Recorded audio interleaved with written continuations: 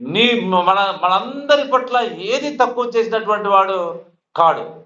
ఇది తెలిసినటువంటి ఆయన దేవుడు దేవుడు అనడానికి ఆ పౌలు భక్తుడు ఇవన్నీ చూపిస్తూ ఉంటాడు.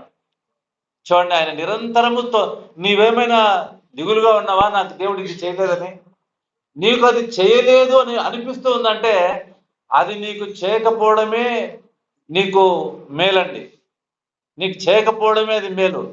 ఆ మేలుని నీవు గ్రహించగలిగితే, నీకు ఇది చేశాడంటే అది చేయడమే నీకు మేలు. అంతేకాని దేవుడు ఎవరికి ఏమి చేయాలో అదంతా చేసిన దేవుడు.